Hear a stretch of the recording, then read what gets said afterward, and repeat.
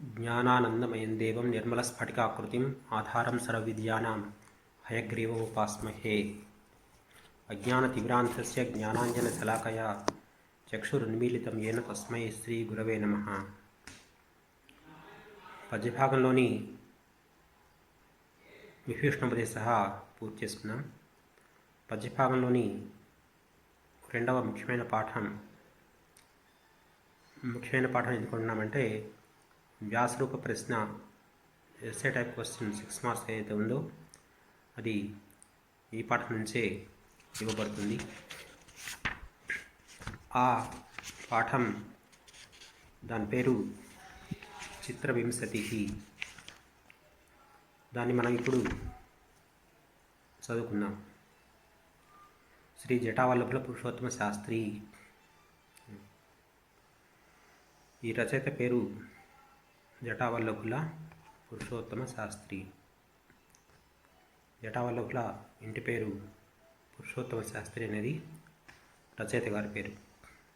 సరే, పరిచయంలో ఇక్కడ మనకు కొన్ని వివరాలు లభిస్తాయి, వాటిని చూద్దాం.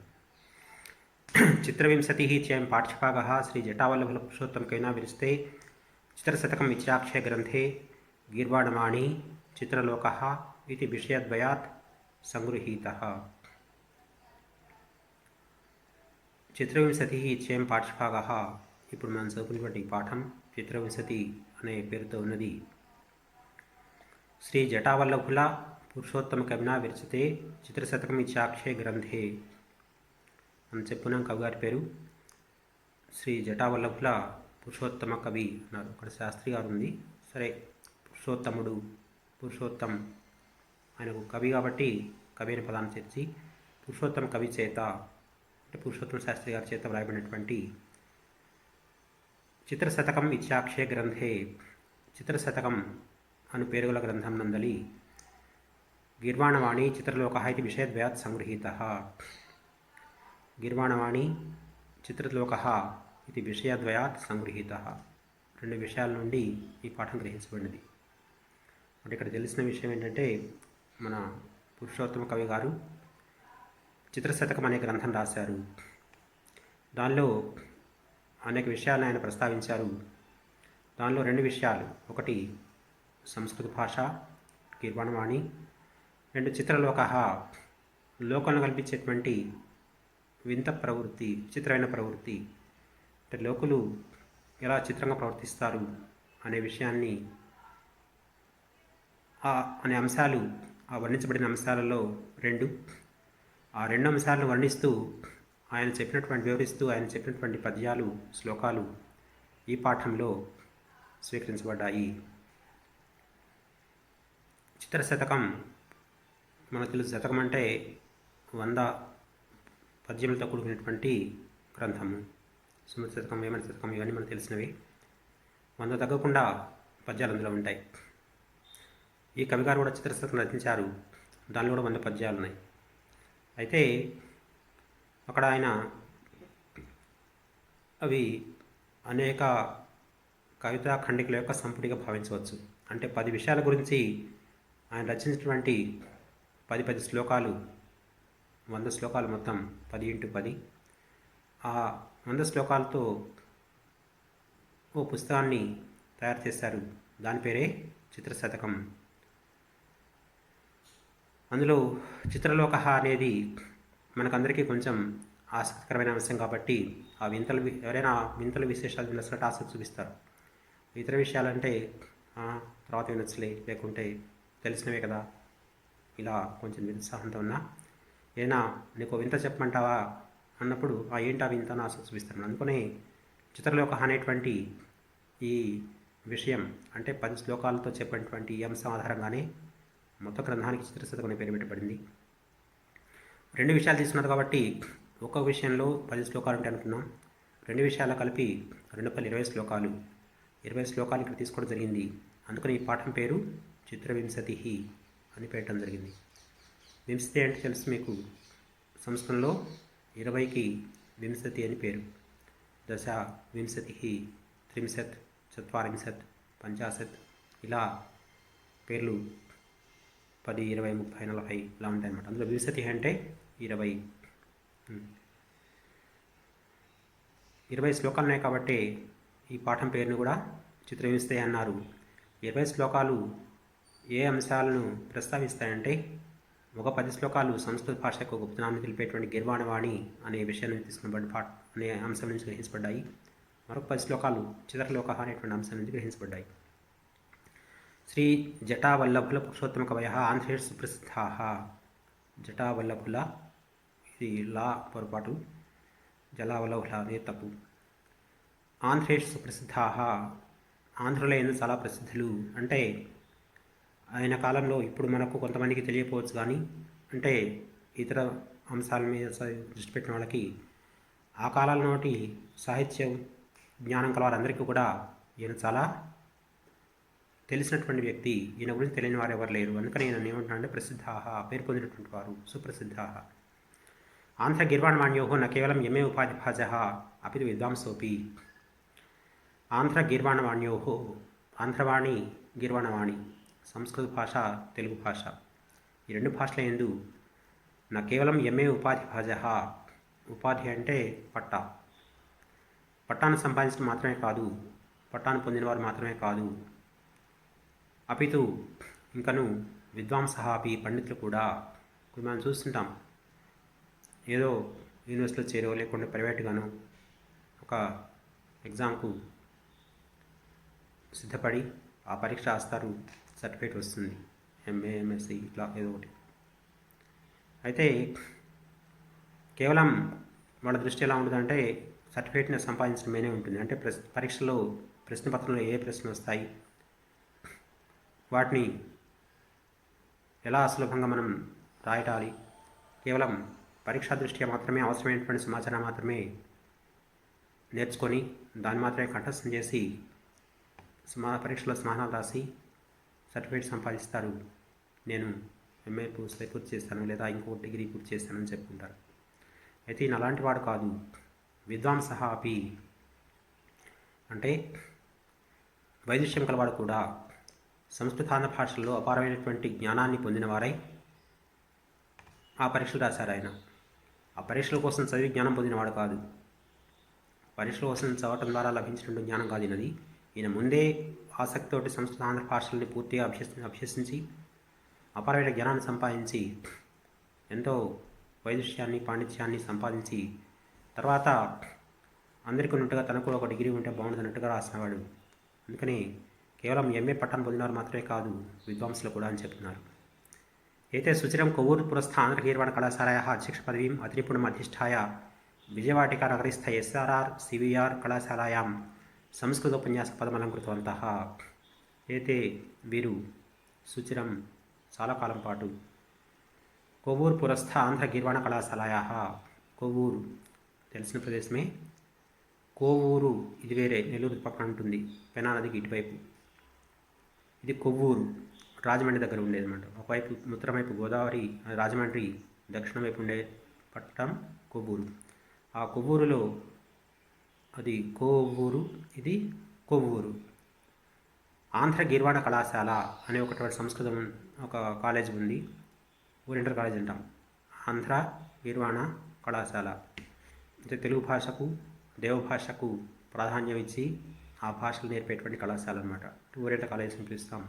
ఆ కళాశాల యొక్క అధ్యక్ష పదవిని అతినిపుణం అధిష్టాయ, అధ్యక్ష పదవిని అంటే ప్రధానాచార్య పదవిని చాలా నైపుణ్యత నిర్వహించి తర్వాత విజయవాటిక నగరస్థ, విజయవాటిక, వాటిక ప్రకృతి, వాడ వికృతి అంటే విజయవాడ, మనం చెప్పినటువంటి విజయవాడ నగరంలో ఉన్నటువంటి ఎస్ఆర్ఆర్ సివిఆర్ కళాశాలాయాం, ఎస్ఆర్ఆర్ సివిఆర్ కళాశాల యందు సంస్కృత ఉపన్యాసక పదవీం అలంకృతవంతః.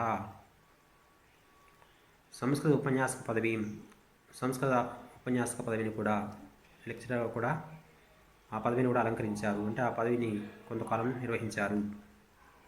అపి చైతే మహాశయాः ఆంధ్రభాషాయాం శ్లాఘితమः వక్తారः తత్లంకిత్యో లభంత. ఉపన్యాసక అంటే లెక్చరర్ అంటే కేవలం క్లాసులో పాఠాలు చెప్పడం, పిల్లలకు వివరించడం మాత్రమే కాదు, సమాజంలో జనులను చైతన్యం కోసం అనేక సభలలో అనేక విషయాల మీద చాలా ప్రసంగాలు చేసి ప్రజలను ఆకట్టుకునేలా, ప్రజలకు అర్థమయ్యేలా గొప్ప ఉపన్యాసకుడిగా కూడా అయిన అతులాం కీర్తి వలపంత షార్ట్ కీర్తి పొందారు. మనం ఇప్పుడు చెప్పుకున్న ప్రవచనకారులు ఆయన ఉపన్యాసాలు వినడానికి అనేకులు ఆసక్తి చూపిస్తారు. ఎంతో బాగుంటాయని ఎలా చెప్పుకుంటున్నామో ఆ రకంగా ఈయన కూడా తన రోజుల్లో మంచి ఉపన్యాసం చెప్పే వ్యక్తిగా పేరు పొందారు. పాఠేస్మిన్ గిర్వాణవాణ్యాः మాహాత్మ్యం ఆధునికే కాలే కథం మానవానాం బుద్ధిः శృతివిరుద్ధ శాస్త్రవిరుద్ధా చ వర్తతే ఇది ఇమాన్ అంశాన్ సయుక్తికం సముపాదయత్. ఈ పాఠంలో విషయం ఏంటి మనం చెప్పుకున్నాం. గిర్వాణవాణి ఒకటి, చిత్రలోక ఒకటి, అదే విషయాన్ని చెప్తున్నాడు. గిర్వాణవాణ్యాः మాహాత్మ్యం, గిర్వాణవాణి యొక్క మహాత్మ్యాన్ని అంటే మొదటి అంశం గిర్వాణవాణి అనే అంశం ఉంది. ఆధునికే కాలే కథం మానవానాం బుద్ధి శృతి విరుద్ధ శాస్త్ర విరుద్ధ చ వర్తతే ఇది. చిత్రలోక అన్నాం కదా, లోకం చాలా చిత్రంగా ఉంటుంది. తనకి ఇష్టమైన వాటిని ఒప్పుకుంటుంది, ఇష్టం కాని వాటిని వదిలేస్తుంది. ఆ విషయాల్లోని మంచితనాన్ని బట్టి కాకుండా తన యొక్క ఇష్టాలకే ప్రధానం ఇచ్చినటువంటి మానవ మనస్తత్వం దాని యొక్క విచిత్రత గురించి చెప్తున్నాడు. మానవానాం బుద్ధి, మానవుల యొక్క బుద్ధి శృతి విరుద్ధ శాస్త్ర విరుద్ధ చ కథం వర్తతే, వేద విరుద్ధంగా శాస్త్ర విరుద్ధంగా అంటే వేదం చెప్పిన అంశాలని విశ్లేషించకుండా, శాస్త్రాలు చెప్పిన అంశాలని విశ్లేషించకుండా వాటికి భిన్నంగా మానవులకి బుద్ధి ఎలా ప్రవర్తిస్తుంది. ఇమాన్ అంశాన్ని సయుక్తికం సముపాదయత్, ఈ అంశాలనే సయుక్తికం చాలా యుక్తియుక్తంగా అయినా ప్రతిపాదించారు. సరే, ఇక్కడ మొత్తం 20 శ్లోకాలు అనుకున్నాం కదా, 20 శ్లోకాలలోని ముఖ్య అంశాల గురించి చెప్తున్నారు. అందులో మొదటిది గిర్వాణవాణి చెప్తున్నాడు. గిర్వాణవాణి అమృత స్రవంతి సూక్త తత్సురత్న వారధిశ్చ. సంస్కృత భాష అమృత స్రవంతి, అమృతాన్ని స్రవించేటువంటిది. అంటే అమృత పానం చేస్తే మానవుడికి ఎంత ఆనందము, ఎంత లభిస్తుందో సంస్కృత భాష కూడా చదివిన వాడికి కూడా ఆ భాషను సాహిత్యాధ్యయనం ద్వారా అంత జ్ఞానం లభిస్తుంది. సూక్ష్మరత్న వారధిశ్చ, సముద్రంలో రత్నాలు ఎలా లభిస్తాయో అలాగే ఈ భాషలో అనేకమైనటువంటి సూక్తి రత్నాలు లభిస్తాయి, సూక్తులైన రత్నాలు లభిస్తాయి. ముభిక్షుభి స్వర్గామై రసవిభాస్వి యశావాణి సమన్సేవితవ్యా. ఎవరైతే ధర్మార్థ కామమోక్షాలని చెప్తాం కదా, మోక్షకామకులు అంటే ముముక్షువులు, నేను పరమేశ్వరుని సన్నిధి చేరుకోవాలి, నాకు ఇంకా ఈ సుఖాలు స్వర్గమోక్ష లాంటివి అవి అవసరం లేనుకున్న వాళ్ళకి, అలాగే అలా కాకుండా స్వర్గం అంటే చాలా ఉన్నతంగా ఉంటే అక్కడ పోయి నేను స్వర్గసుఖాలను అనుభవించాలనుకున్నటువంటి వ్యక్తులకు, రసవిభాసుహి, సరే స్వర్గం ఉందో లేదో మోక్షం సంగతి కానీ నేను ఈ లోకంలోనే ఆనందించాలనుకుంటున్నాను, ఏదైనా మంచి విషయాల్ని చదవటం ద్వారా, ఎలా అయితే ఇప్పుడు ఆనందం కోసం సినిమాలు చూస్తున్నామో లేకుండా ఆనందం కోసం ఏమైనా రకరకాల పనులు ఎలా చూస్తున్నామో అలాగా రసవిపాసుభి ఈ లోకంలోనే ఆనందాన్ని అనుభవించాలనుకున్న వాళ్ళు కూడా ఏషావాణి సమం సేవితవ్యా, ఏషావాణి ఈ భాష సమం సేవితవ్యా సమానంగా సేవిస్తైనది. అందరూ దీన్ని ఆశ్రయించి వాళ్ళ కోరికల్ని తీర్చుకోవచ్చు.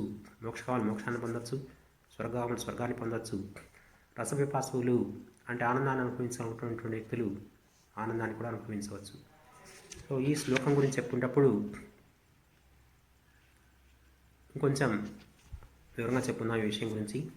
యథా సర్వాసుతాస్ మాతృ గుణ వర్తంతే తథైవ సర్వాస్ భాషా సంస్కృత భాష పదాన్ని దర్శించంతే. ఒక తల్లి యొక్క గుణాలు తన పుత్రులందరి యందు ఎలా అయితే ఉంటాయో అలాగే సంస్కృత భాష పదాలు అన్ని భాషల్లో కనిపిస్తున్నాయి. అంటే అర్థం ఏంటి? సంస్కృత భాష తల్లి వంటిది. భారతదేశంలో మనం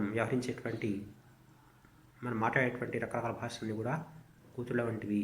కనుకనే సంస్కృత భాషలోని పదాలన్నీ ఈ భాషలో కనిపిస్తున్నాయి. సాంప్రదాయ అసంఖ్యాకై జనై సంస్కృతం భాష్యతే.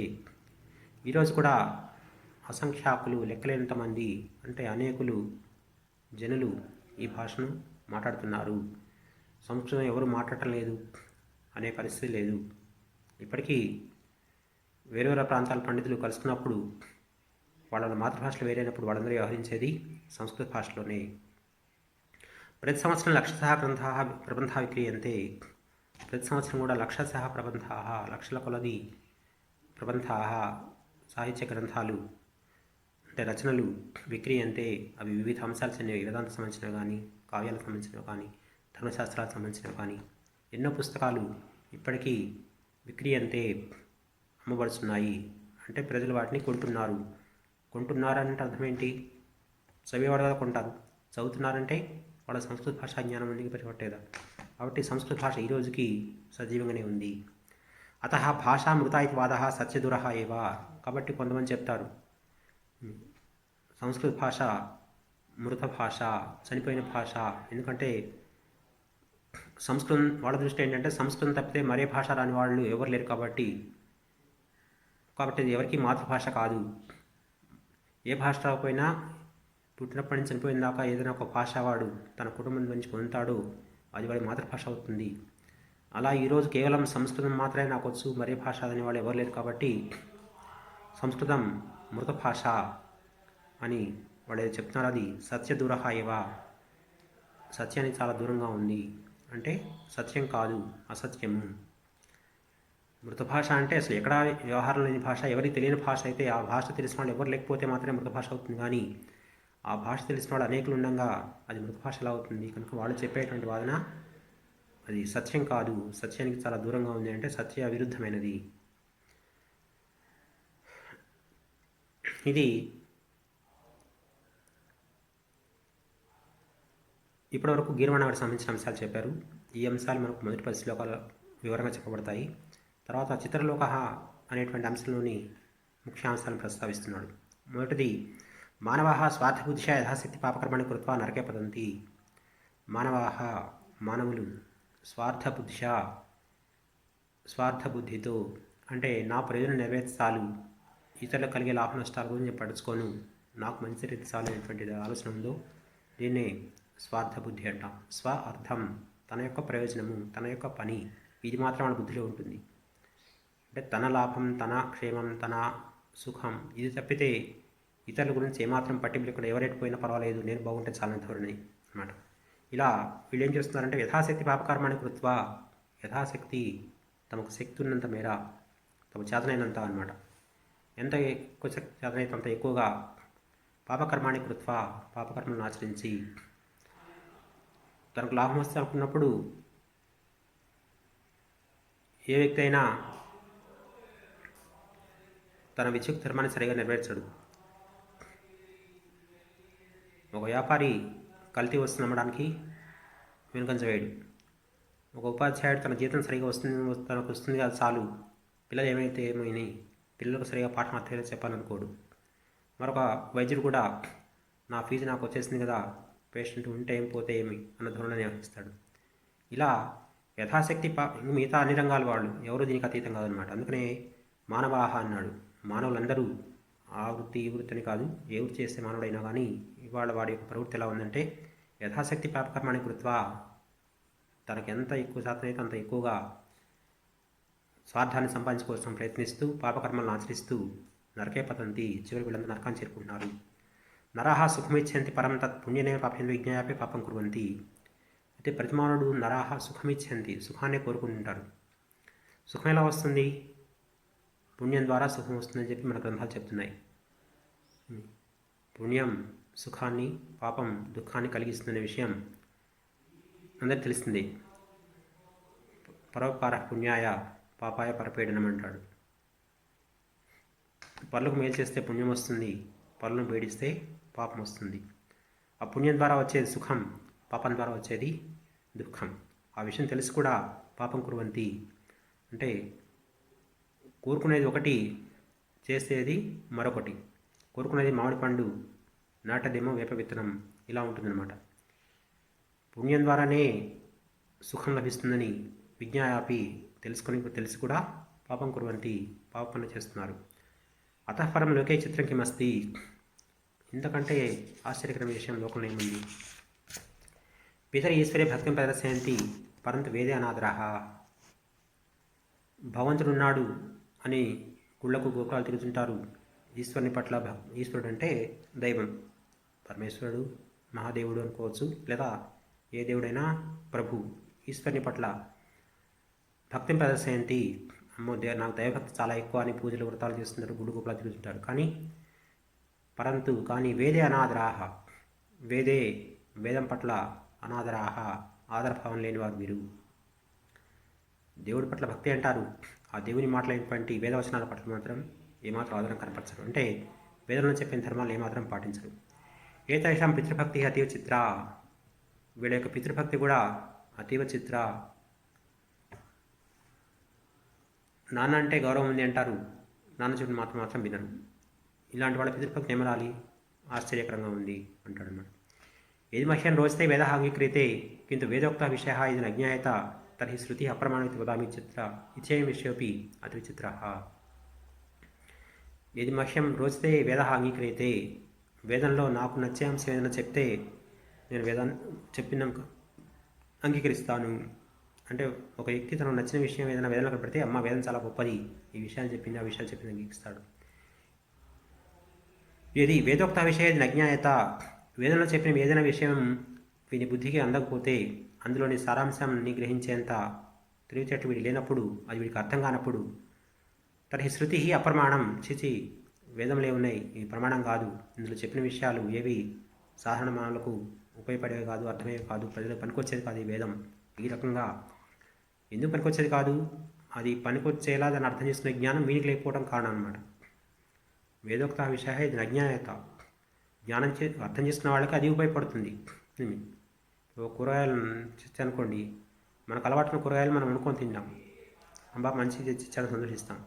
అదే మన ఎన్నప్పుడు వాడినవి ఇతర ప్రాంతాల్లోనూ ఇతరులు చాలా ఆనందంగా స్వీకరించిన పదార్థాలను తెచ్చిస్తే, తెచ్చి ఇవేం పిచ్చికాయలు, ఇవేందుకు పట్టుకొచ్చాడు, నాకు అక్కర్లేదని చెప్పి తెచ్చి వీటిని నేను తినను అంటాడు. వాటిని ఎలా తినాలో వీడికి తెలియదు, వాడు తింటారన్న విషయం వీడికి తెలియదు, కనుక వాడు వాటిని అసహించుకుంటాడు. అట్లాగా వేదంలో చెప్పిన విషయాలు ఏవైనా కొన్ని తన బుద్ధికి గ్రహించలేనప్పుడు, వాటిని అర్థం చేసుకునే జ్ఞానం తనకు లేనప్పుడు, వేదాల అవి అన్నీ పనికిమాలిన అంశాలు చెప్తాయి, అసలు ఏమిటో ప్రజలకు ఉపయోగపడేవి కాదు, ఇలా భావిస్తుంటారు. ఇలాంటి విషయ అవి మానవుల యొక్క ఇలాంటి ఆలోచన ధోరణి, తనకు నచ్చిన విషయం ఏదైనా ఉన్నప్పుడు, ఇగో ఈ విషయం వేదాలను చెప్పారని వేదాలు చాలా గొప్ప గ్రంథాలకు కీర్తిస్తాడు. తనకు తెలియని విషయం, తనకు నచ్చిన విషయం ఎక్కడ కనపడ్డప్పుడు మాత్రం ఆ విషయాలు అవన్నీ కూడా అప్రమాణం, అవి ఎవరో కట్టుకథలు, కల్పిత కథలు, వాటికి ఏం ప్రామాణ్యం లేదు, వాటిని మనం పాటించాల్సిన అవసరం లేదు అని చాలా తేలిగ్గా తీసిపడేస్తారు. అయం విషయం అతి విచిత్ర, ఈ విషయం కూడా మానవ సమాజంలో కనపడేటువంటిది చాలా విచిత్రమైన సంగతి. కొంత నచ్చినప్పుడేమో చాలా గొప్ప అని చెప్పడం, నచ్చినప్పుడేమో నాన్న సినిమాకు డబ్బులు ఇస్తే చాలా గొప్పవాడు, క్లాస్కి వెళ్ళడానికి గట్టిగా చెప్తే చెడ్డవాడు, ఇలా ఉంటుందన్నమాట మనకు సులభంగా అర్థం కావాలంటే. ఇలాంటి ధోరణి చాలా విచిత్రమైనది. పాఠ్యభాగ, ఇక్కడ నుంచి మన పాఠం మొదలవుతుంది. ఇప్పటిదాకా మనం కవి పరిచయంలో చెప్పుకున్నాం. సుధాస్రవంతి గీర్వాణవాణి, గీర్వాణవాణి హెడ్డింగ్ అంటే మొదటి విషయం అన్నమాట. 10 శ్లోకాలు ఉన్నాయి. రెండవ అంశం చిత్రలోక, ఇందులో కూడా 10 శ్లోకాలు ఉన్నాయి. మొత్తం 20 శ్లోకాలతో ఈ పాఠం తయారైంది. సుధాస్రవంతి సురభాషితాయ సూచ్చారణ సూక్తిస్రత్నవార్థి సుకావ్య సందోహ నిధిశ్చవాణి సా సంస్కృతాక్ష సుకృతైకలభ్య. యా వాణి, ఏ భాష అయితే ఈ లక్షణాలు కలిగి ఉందో, సా సంస్కృతాక్ష, ఆ లక్షణాలు కలిగినటువంటి భాషకు సంస్కృతం అనే పేరు, ఆ సంస్కృతం అనే పేరు గల భాష సుకృతైకలభ్య, ఒక్క పుణ్యం ద్వారానే లభిస్తుంది. అంటే ఆ భాషలను నేర్చుకోవటం, ఆ భాషలోని గ్రంథాలను చదవగలగటం, ఇది మనం దేని ద్వారా పొందగలుగుతామంటే, మనకు పూర్వజన్మ సుకృతం అంటాం కదా, పూర్వజన్మలో వచ్చే పుణ్యం చేసుకుంటేనే సంస్కృతం నేర్చుకోవాలని ఆలోచన కానీ, సంస్కృతంలోని గ్రంథాలు చదవాలి అనే ఆలోచన కానీ వస్తుంది. ఆ సుకృతం లేని వాళ్లకు ఇది ఏమీ అర్థం కాదు అని చెప్తున్నాడు. సా సంస్కృతాక్ష సుకృతైకలభ్య, కేవలం పుణ్యాత్ములు మాత్రమే, పుణ్యం చేస్తున్నప్పుడు మాత్రమే ఈ సంస్కృతాన్ని పొందగలుగుతారు. ఎందుకంటే ఇతర భాషలు అయినటువంటి అనేక గొప్ప లక్షణాలు ఈ భాషలో ఉన్నాయి. పుట్టిన ప్రతివాణి ఏదో భాష మాట్లాడతాడు, ప్రతి ఒక్కరికి మాతృభాష అంటే ఏదో ఉంటుంది. కానీ సంస్కృత భాషను నేర్చుకోవడం ఎందుకింత గొప్పగా చెప్తున్నారు, అన్ని భాషలు లాంటిది అంటే అన్ని భాషలు లాంటివి కాదు, దీనికి కొన్ని ప్రత్యేకతలు ఉన్నాయని చెప్తున్నారు. సుధాస్రవంతి ఇందాని చెప్పుకున్నాం. అమృతం జాలువారే భాష. అమృతం జాలువారే భాష అంటే అర్థమేంటి? అమృతపానం మానవునికి ఎంత తృప్తినిస్తుందో, ఎంత అమరత్వాన్ని ప్రసాదిస్తుందో, ఈ సంస్కృత భాష జ్ఞానం కూడా మనిషిని అంత ఉన్నతుడిగా చేస్తుంది, ఉన్నత స్థానాన్ని చేరుస్తుంది, ఉన్నతిగా చేస్తుంది. సురభాషిత. మిగతా భాషల్ని కేవలం ఈ భూగోళం మీద నివసించినటువంటి ఎవరో మానవులు మాట్లాడేటువంటి మానవ భాషలు, కానీ ఒక సంస్కృతం మాత్రమే దేవతల చేత భాషించబడే భాష, దేవభాష. సూచ్చారణ. మంచి ఉచ్చారణ కలిగిన భాష ఇది. చాలా భాషల్లో, ముఖ్యంగా మనం ఆంగ్ల భాష చూస్తుంటాం, కొన్ని అక్షరాలు ఉన్నా పలకరు, కొన్ని అక్షరాలు లేని పలుకుతుంటారు, ఒకే అక్షరాన్ని వేర్వేరు చోట్ల వేర్వేరు రకాలుగా ఉచ్చరిస్తుంటారు. ఇవన్నీ మీకు అందరికీ చాలా తెలిసిన విషయాలే. అలాంటి అది ఎలా పలకాలో ఆ భాషను కొత్తగా నేర్చుకున్నాడు చాలా గందరగోళంలో అవుతాడు. అక్కడ ఎలా పలికాం అంటే అక్కడ అలానే పలకాలి అంటాడు, ఇక్కడ ఇలా పలకూడదు అంటాడు. అలా ఎందుకు పలకాలి, ఇలా ఎందుకు పలకూడదు అంటే కారణం ఏం చెప్పాడు.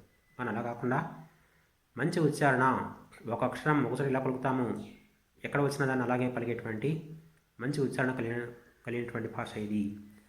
సూక్తి స్వప్నవార్థి. దీనికి ఉదాహరణ మీకు తెలుసు కదా,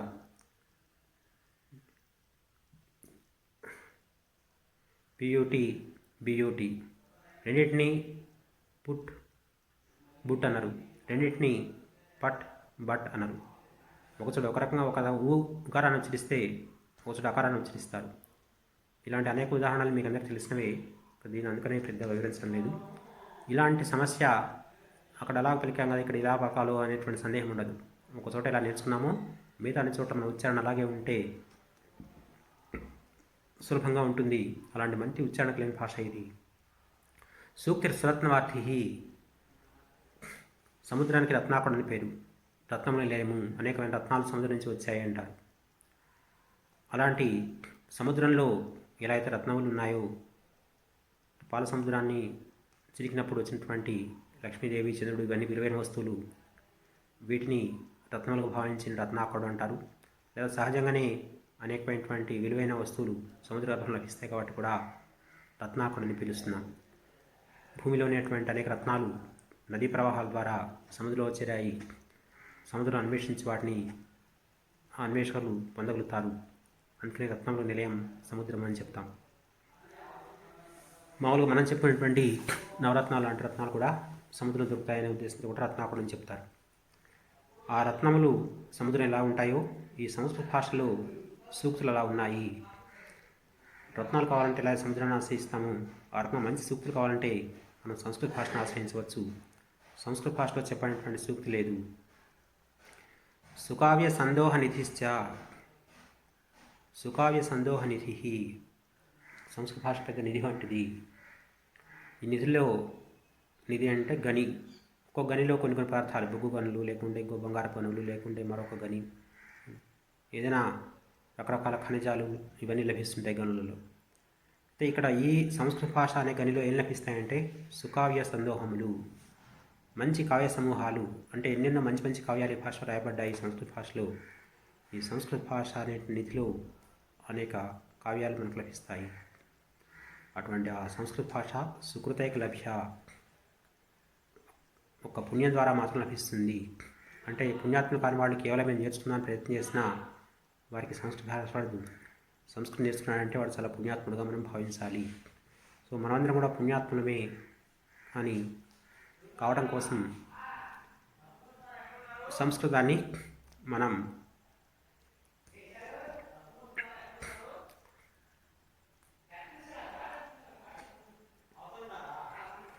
సంస్కృతాఖ్య సుకృతైక లభ్య, సుకృతి ద్వారా లభిస్తుందని చెప్పారు. నిశ్రేణిక మోక్షపదస్య సావాక్ స్వర్గస్య సోపాన తతిశ్చ రూఢ శృంగార వీరాది రసాలవాలం శయ్యాసమం భిన్న రుచేర్జనస్య. ఇంతకుముందు మనం చెప్పుకున్నాం ఒక మాట, ఏంటది? ముముక్షుభి స్వర్గకామై రసవిపాసుభి ఏషా వాణి సమం సేవితవ్యా. మోక్షం పొందగోరేవారు, స్వర్గాన్ని పొందగోరేవారు, రసాన్ని అంటే ఆనందాన్ని పొందగోరేవారు కూడా ఈ సంస్కృత భాష సేవించాలి అని చెప్పి ఆ విషయాన్ని ఈ శ్లోకంలో వివరిస్తున్నాడు. సా వాక్, ఆ భాష మోక్షపదస్య నిశ్రేణిక. మోక్షపదం అంటే పరమపదం అంటాం మనం, ఉన్నతమైనటువంటి స్థానం. ఈ స్వర్గం కూడా మన భూలోకం లాంటిది ఒక లోకం, అదే దేవతల లోకం, ఇది మానవ లోకం. అది కూడా అక్కడ శాశ్వతత్వం అనేది ఏం లేదు. క్షీణే పుణ్యే మత్స్యలోకం విశంతి అంటారు. స్వర్గానికి పోయిన వాళ్ళు కూడా వాడు చేసిన పుణ్యం క్షీణం అయిపోగానే మళ్ళీ భూలోకంలో రావాల్సిందే. అలాగా అది శాస్త్రమైనది కాదు. కానీ మోక్షపదం ఏదైతే ఉందో ఆ కైలాసం లేదా వైకుంఠం, విష్ణు భక్తులు చేరుకునే విష్ణు సాన్నిధ్యం లేదా శైవ భక్తులు చేరుకున్నటువంటి శివ సాన్నిధ్యం ఏదైతే ఉందో ఆ స్థానం ఆ భవంతులో చేరిన వానికి, లీనమైన వానికి లేదా ఐక్యమైన వానికి మరలా అంటే ఈ జీవాత్మ పరమాత్మ లీనమైతే మరలా జన్మ లేక జీవాత్మగా మరొక దేహంలో ప్రవేశించాల్సిన అవసరం లేకపోతే దాన్నే మోక్షం. మోక్షం అంటే విడుదల. ఈ జనన మరణ చక్రం నుంచి విముక్తుడై విడుదల పొంది పరమాత్మలో శాశ్వతంగా ఐక్యం కావటం అనేది మోక్షపదం యొక్క అర్థంగా చెప్తారు. ఆ ముముక్షువులు మోక్షపదస్య, మోక్షాన్ని పొందేవారు వారు ముముక్షువులు. ఆ మోక్షపదానికి నిశ్రేణిక, నిచ్చెన వంటిది. మోక్షపదాన్ని చేరుకునేవారు, ఉన్నత స్థానం చేరుకునే వాళ్ళు ఏం చేస్తారు? ఒక నిచ్చెన వేసుకుంటారు, మేడపైకి ఎక్కాలి, మెట్లు కట్టుకుంటారు, మెట్లు కట్టుకునే వాళ్ళు నిచ్చెన వేసుకుని పైకి వెళ్తారు. అలాగా మోక్షాన్ని పొందాలనుకునే వాళ్ళకి ఈ సంస్కృత భాష ఒక నిచ్చెన ఉపయోగపడుతుంది. స్వర్గస్య సోపానతతిస్య రూఢ. స్వర్గస్య స్వర్గమునకు సోపానతతిశ్చ మెట్ల దారిగా, సోపానములకి సమూహం, సోపానములు అంటే మెట్లు, తతి సమూహం ఒక మెట్ల సమూహంగా, మెట్ల వరుసలాగా రూఢ ప్రసిద్ధమైంది. సంస్కృత భాషనెక్కి ఒకవైపు నిచ్చెన లాంటిది సంస్కృత భాష. ఆ నిచ్చెనెక్కి మీరు మోక్షాపదాన్ని చేరుకోవచ్చు, మోక్షాన్ని పొందవచ్చు. అది ఒక మెట్ల దారి లాంటిది. ఆ మెట్ల దారిలో మీరు పైకి వెళ్ళి స్వర్గాన్ని కూడా చేరుకోవచ్చు. శృంగార వీరాది రసాలవాలం శివ్యా సమం భిన్న రుచేర్జనస్య. శృంగార వీరాది రసాలవాలం, శృంగారం వీరము అనేటువంటి రసములకు నిలవైనటువంటిది. ఆలవాలం అంటే పాదు లాంటిది. పాదు అంటే మనం పోసిన నీళ్ళన్నీ అక్కడ నిలబడి ఉంటాయి. అలాగా దాన్నే చెట్టు పాదు చేసామంటే చుట్టూ నీళ్ళు నిలిచడానికి ఒక ఏర్పాటు చేసాము. ఆలవాలం అంటే నిలిచి ఉండే చోటు. ఏమేమి నిలిచి ఉంటాయి ఇక్కడ? శృంగార వీర ఆది రసములు నిలిచి ఉంటాయి. అంటే ఈ భాషలోని సంస్కృత గ్రంథాల్లో అనేక కావ్యాలు ఉన్నాయి. వాటిలో శృంగారరసం, వీరరసం, మిగతా నవరసాలు, అద్భుత రసం ఇలాంటివన్నీ కూడా చక్కగా వర్ణించబడి ఉన్నాయి. ఆ గ్రంథాలు చదవటం ద్వారా మానవుడు రసానుభూతిని పొంది తన యొక్క దైనందిన జీవితంలో ఉన్నటువంటి కష్ట నష్టాలను కాసేపు మర్చిపోయి ఆనందంలో లీనమైపోవచ్చు.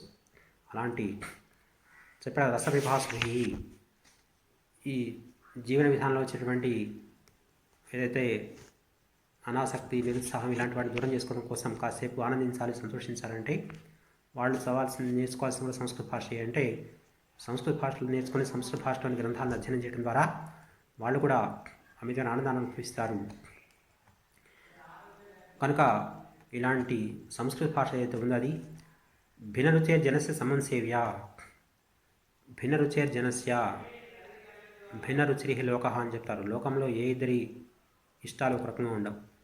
ఒక్కొక్కరి ఇష్టం ఒక్కో రకంగా ఉంటుంది. లోకో భిన్న రుచి అని కూడా చెప్తారు. అదే చెప్పారు ఇక్కడ. జన భిన్న రుచి. జనులందరూ వేరువేరు ఇష్టాలు. కొందరికి మోక్షం మీద దృష్టి ఉంటుంది, కొందరికి యజ్ఞాలు ఆచరించి పుణ్యాలు చేసి స్వర్గానికి పోవాలని ఆలోచన ఉంటుంది, మరికొందరికి అవన్నీ మనకు తెలియని విషయాలు, వాటిని నమ్మటం, ఈ లోకంలో ఆనందాన్ని ఆలోచన ఉంటుంది. ఇలాంటి భిన్న భిన్నమైనటువంటి ఇష్టాలు కలిగినటువంటి ప్రజలకు సమం సేవ్య, సమానంగా సేవించినటువంటి భాష ఇది. వాళ్ళందరికీ కూడా ఉపయోగపడే భాష ఇది. ఈ భాషను సేవించిన వాళ్ళు ఉపనిషత్తులమైన గ్రంథాలు చదివి ఆత్మజ్ఞానాన్ని పొంది మోక్షం చేరచ్చు. ఇందులో చెప్పినటువంటి వేదాల్లో చెప్పినటువంటి యజ్ఞాలను ఆచరించి లేదా ధర్మశాస్త్రాలు చెప్పిన ధర్మకార్యాలు ఆచరించి స్వర్గాన్ని పొందవచ్చు. ఇందులోని సాహిత్య గ్రంథాలను సక్రమంగా అధ్యయనం చేసి ఆ గ్రంథాల్లోని వర్ణించబడినటువంటి వివిధ మహాకవులు వర్ణించినటువంటి నవరసాల యొక్క అనుభూతి పొందుతూ ఆ రసానందాన్ని కూడా పొంది హాయిగా సంతోషాంతరంగా జీవించవచ్చు. కాబట్టి ఎవరికైనా ఉపయోగపడేది ఈ భాష అని చెప్పారు. సుతా సర్వాసు యథైవ మాతృగుణా భవంత్యేవ మమర్చ్యవాణ్యాః సర్వాసు భాషాసు సంతి లోకే తతస్య తస్యాః ఖలు మాతృతోక్త. సంస్కృతాన్ని కొంతమంది అజ్ఞానులు లేదా సంస్కృత భాష అంటే గౌరవం లేనివాడు మృత భాష అంటున్నారు కదా. నిజానికి సంస్కృతం మృత భాష కాదు, అది మాతృభాష. అది ఎందుకు అవుతుంది మాతృభాష? దానిలో మాతృత్వం, తల్లిదండ్రులం ఇలాంటిది ఏముంది? ఎందుకు ఆ భాషను తల్లి అంటున్నారంటే దానికి కారణాన్ని ఇక్కడ చెప్తున్నారు ఈయన. తల్లి అంటే సంతానాన్ని జన్మనిచ్చేది. ఆ సంతానంలో ఉండే లక్షణాలు ఎలా ఉంటాయి? తల్లి యొక్క లక్షణాలే, తల్లి యొక్క శరీర ఛాయ కానీ, తల్లి యొక్క స్వభావం కానీ, ఇవన్నీ చాలా వరకు లక్షణాలన్నీ ఆ తల్లి నుంచే పిల్లలు లభిస్తాయి. అదే చెప్తున్నాడు, సుతా సర్వాస్ యథైవ మాతృగుణా భవంతి.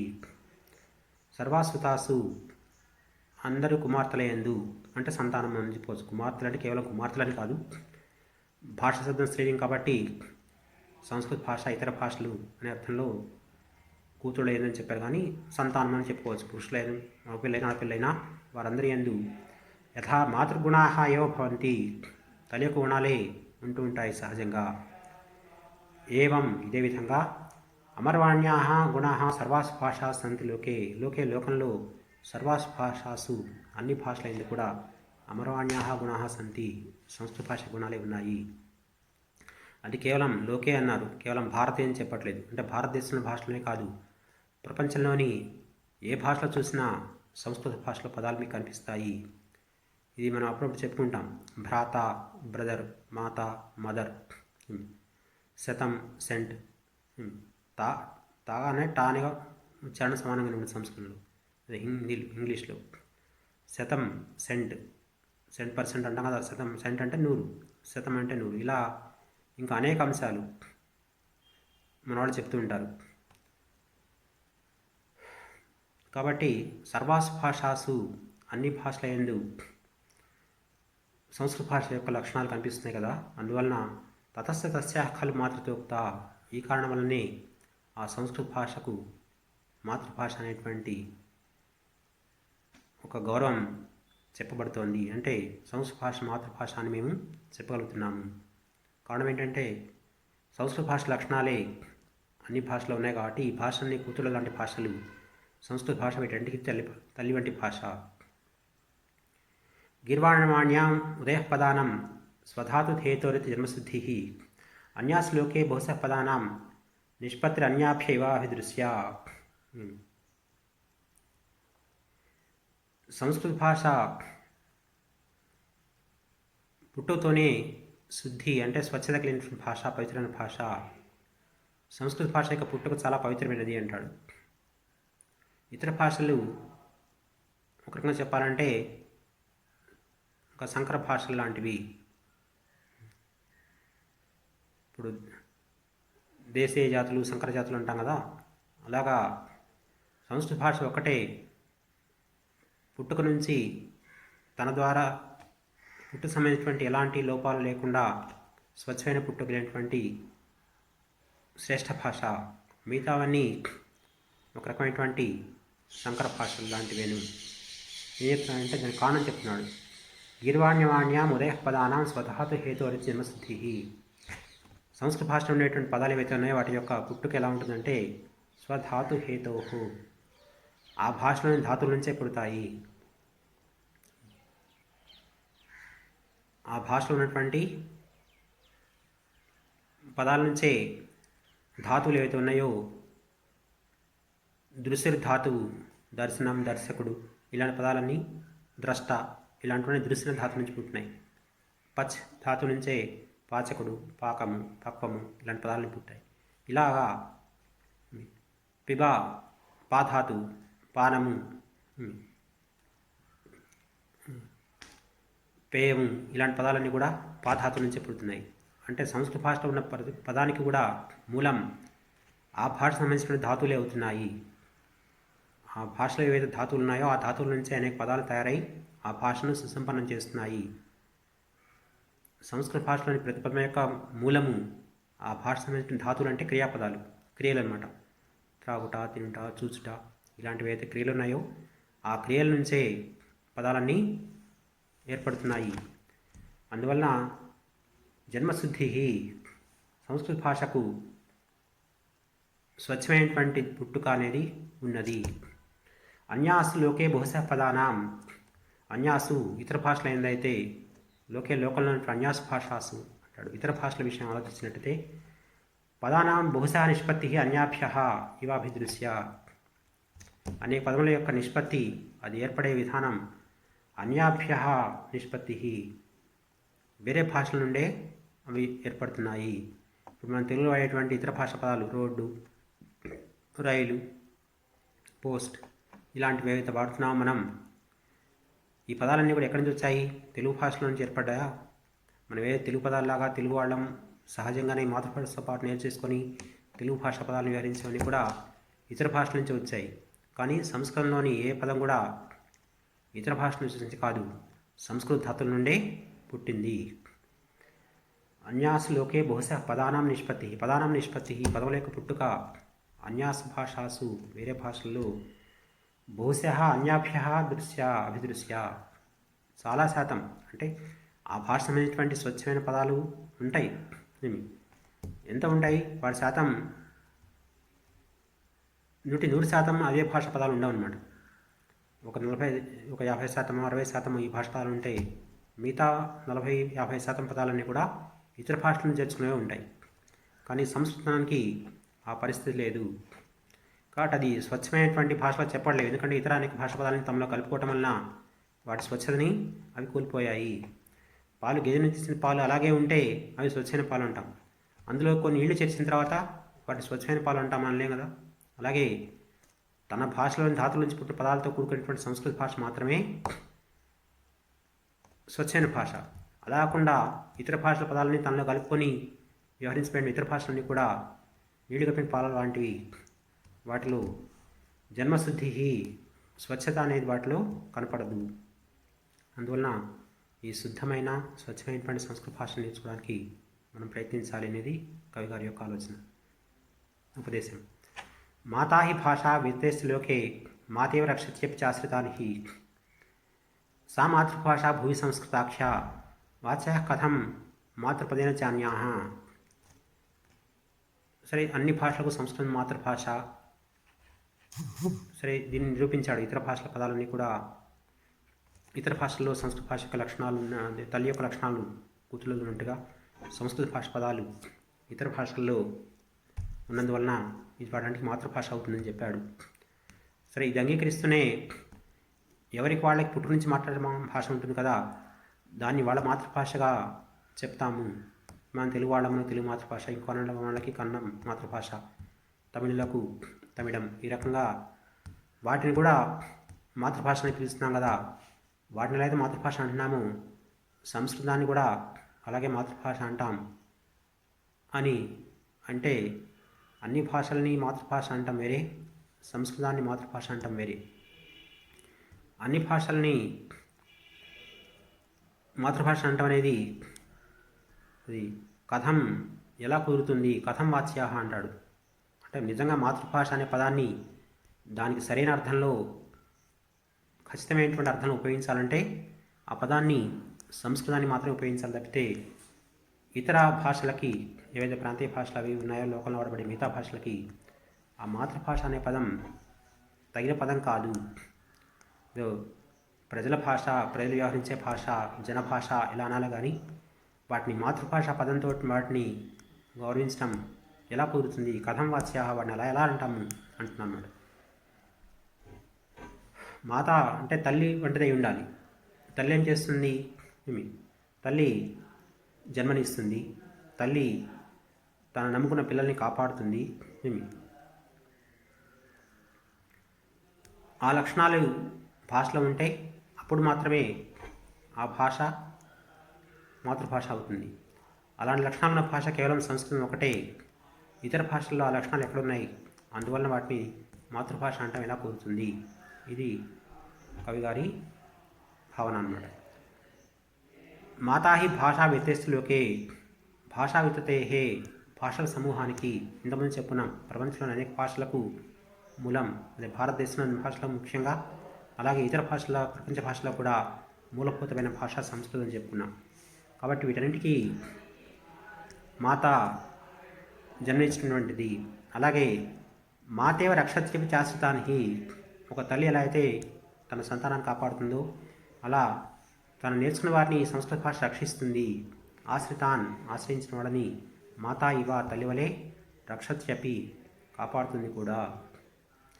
తల్లి తినే పల్లెల యోగక్షేమాలు చూసుకుంటుంది, వాడికి ఏ అపరకం కాపాడుతుంది. అలాగే సంస్కృతం కూడా తను నేర్చుకున్న వాళ్ళని కాపాడుతుంది అంటాడు. అంటే అర్థం ఏంటి? భాష కాపాడటం ఏంటి? భాష ఏదో ఒకళ్ళ అభిప్రాయాలు ఒకళ్ళు చేస్తానికి ఉపయోగపడుతుంది. అన్ని భాషలు పనిచేస్తున్నాయి, సంస్కృతం అదే పనిచేస్తుంది కదా.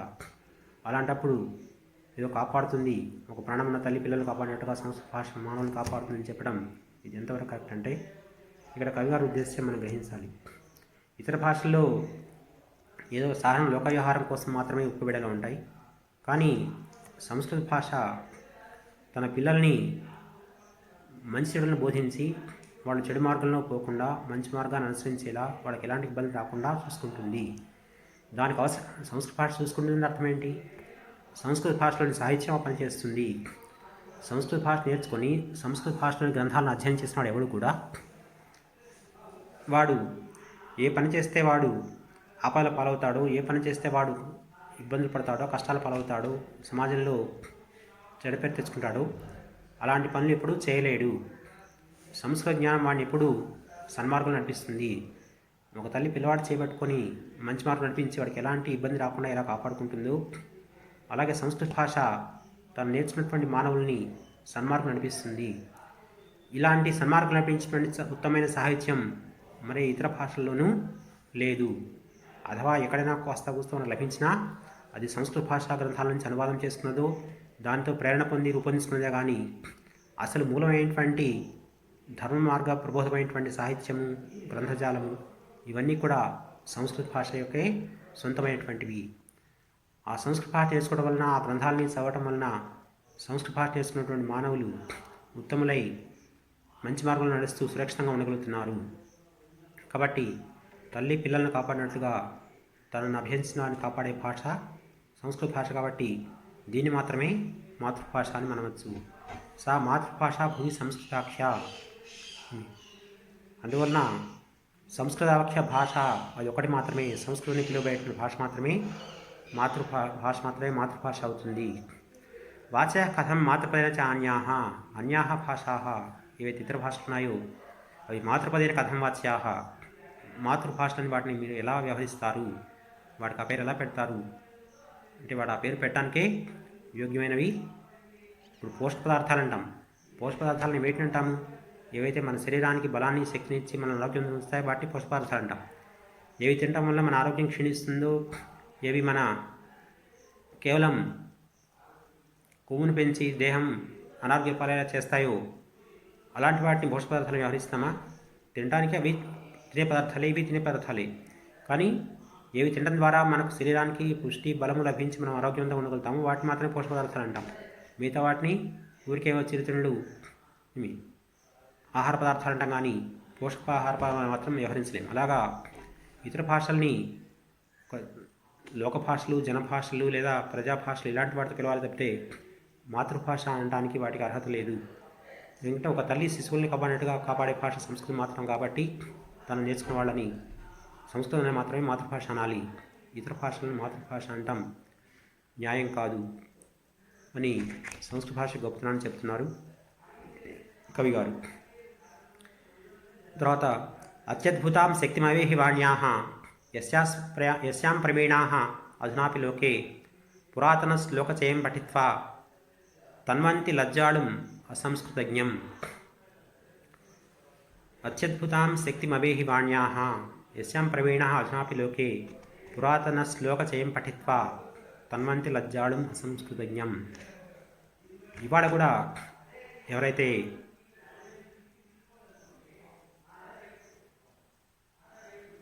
యస్యాం ప్రవీణాః ఏ సంస్కృత భాషలో ప్రావీణ్యాన్ని సంపాదించిన వాళ్ళు, అంటే ఏ భాషకి పరిజ్ఞానం కలవాళ్ళు, అంటే ఏ సంస్కృత భాష నేర్చుకునే వ్యక్తులు అధునాపి లోకే ఈనాటి కూడా లోకంలో పురాతన శ్లోకచయం పఠిత్వా ఇప్పుడు ప్రాచీనులు చెప్పినటువంటి అతి పురాతనమైనటువంటి శ్లోకాలని, అంటే రామాయణంలో, భారతంలోనూ ఆనాడు చెప్పిన జర్నైజను విశ్వ స్వర్గానికి తెలియసే అంటాం. ఇది రామాయణంలో చెప్పినటువంటి సూక్తి. ప్రతి మానవుడు తల్లిని, తను జన్మించిన దేశాన్ని చాలా ఉన్నతంగా భావించాలి. ఎందుకంటే స్వర్గం కంటే వానికి తల్లి చెంత మాతృభూమిలోనే సుఖం లభిస్తుంది అని చెప్పేటటువంటి శ్లోకం రామాయణంలోది.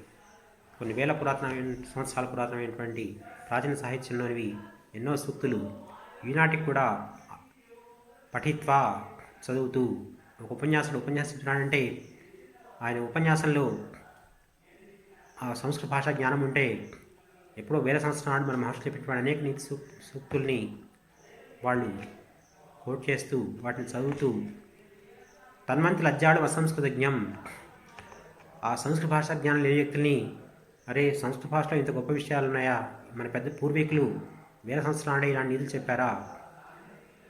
ఉదాహరణకి నీ వల్లే నీ పొరుగువారిని ప్రేమించు, ఈ సూక్తి ఎంత బాగుంది, ఎంత బాగా చెప్పారు, చాలా గొప్ప సూక్తి అని వినంగానే చాలా మంచి సూక్తి, ఇలాంటి చెప్పిన వాళ్ళు చాలా మహనీయులు మహాత్ములు అని గౌరవం కలుగుతుంది. కానీ దీని మూలం పరోపకార పుణ్యాయ పాపాయ పరపీడనం. ఇది ఎప్పటిది? వ్యాస మహర్షి ఎప్పుడూ వేల సంవత్సరాలనే చెప్పింది. అంటే ఇతరులకు ఉపకారం చేయటం నీకు పుణ్యాన్ని ఇస్తుంది,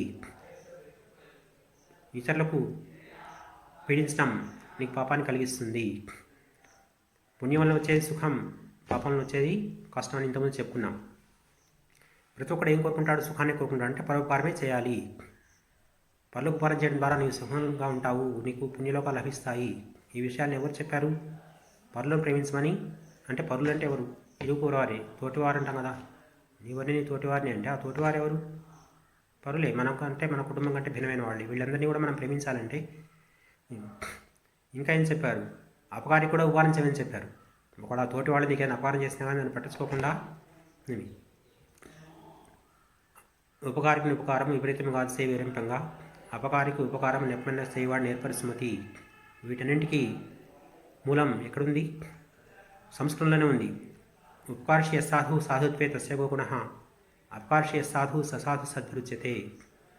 ఉపకారికి ఉపకారం చేసేవాడు వాడేమంత గొప్పవాడు, అయ్యేంత గొప్ప మంచితనం అవుతుంది. ఎవరైతే అపవారులు కూడా పట్ల కూడా మంచిగా వ్యవహరిస్తాడో, వాళ్ళ మేలు చేయని చూస్తాడో వాడే మంచివాడు అని పెద్దలు చెప్తారు. ఇలాంటి సూక్తులన్నీ ఎప్పుడో చెప్పారు. ఓహో, ఇది మన పూర్వులు చెప్పినవి ఇంత గొప్ప సూక్తులు మన దగ్గర ఉన్నప్పుడు వీటిని ఇన్నాళ్ళు గ్రహించలేకపోవడం మన యొక్క అజ్ఞానం అని చెప్పి లజ్జాడు తన్వంతి, ఆ సూక్తులు విన్నవాళ్ళు సిగ్గుపడేలా చేస్తాయి. అంటే చేస్తున్నారు. విషయం ఏంటంటే సంస్కృత జ్ఞానం గల పండితులు ఈనాటికి తమ ఉపన్యాసాలలో ప్రాచీన మహర్షులు మహాకవులు చెప్పినటువంటి అనేక నీతి వాక్యాలని శ్లోక రూపంలో ఉన్న వాటిని ఆయా తమ ఉపన్యాసాల్లో పేర్కొంటూ ఆ విషయాలు తెలియనటువంటి సామాన్య ప్రజలని అయ్యో మన దగ్గర ఇంత మంచి అపార జ్ఞాన భాండాగారం ఉంటే, ఎన్నో మంచి విషయాలు మన సాహిత్యంలో మన భాషలో ఉంటే మనం వీటిని తెలుసుకోకుండా ఏదో ఇతరులు ఏదో ఒకటి అర మాటలు అక్కడక్కడ చెప్పేస్తే అవే గొప్పని నమ్మి మనం ఎంత అజ్ఞానులుగా ఉన్నాం. మన నిజమైన జ్ఞానం మన ప్రాచీన సాహిత్యంలో ఉంది, దాన్ని చదవాలి. అది చదవలేకపోవడం మనం సిగ్గుపడాల్సిన విషయం అని చెప్పి వాళ్ళు భావించేలా పండితులు ఈనాటికి తమ ప్రసంగాలలో తమ ఉపదేశాలలో సంస్కృత భాషలో అనేక సూక్తుల్ని ఉదహరిస్తున్నారు. ఇదే అత్యద్భుతాం శక్తిమవేహి వాణ్యాః, ఇదే సంస్కృత భాష యొక్క అపారమైన శక్తి. అంటే వేల సంవత్సరాలు చెప్పబడ్డా ఆ సూక్తులు ఈనాటికి మానవులకు ఉపయోగపడేవిగా ఉన్నాయి. ఆ సూక్తులు చదివి ఈనాటికి మానవులు ప్రభావితులు అవుతున్నారు. వాటిని చదవడం ద్వారా ఈనాటికి తమ జీవితాన్ని సుసంపన్నం చేసుకోగలుగుతున్నారు. అలాంటి అపారమైన సూక్తి రత్నాలకు నిలువైనటువంటి భాష సంస్కృత భాష. కాబట్టి దాని పట్ల అనాదరము లేదా నిర్లక్ష్యము అనేది వద్దు. ఆ సంస్కృత భాష శక్తిని గ్రహించు, అవేహి తెలుసుకొనము. వాణ్యాహ, సంస్కృతవాణి యొక్క శక్తి అత్యద్భుతాం శక్తిం, అత్యద్భుతమైన శక్తిని అవేహి గ్రహించము. ఏంటంటే చెప్పారు కదా, ఆ సంస్కృత జ్ఞానం కల వాళ్ళు తమ ఉపన్యాసాల సంస్కృత శ్లోకాలను ధారాళంగా ఉదహరిస్తున్నప్పుడు సామాన్యులు వాటిని వింటూ సిగ్గుపడతారు. ఎందుకంటే ఇంత సంస్కృత భాష మన భారతీయుల భాష అయినప్పుడు, మన ప్రాచీన భాష అయినప్పుడు దీన్ని మన ఇన్నాళ్ళు చదవకపోవటం, ఈ విషయాన్ని గ్రహించలేకపోవటం మన తెలివితక్కువతనం అని చెప్పి సిగ్గుపడేలా పరిస్థితి ఏర్పడుతుంటుంది.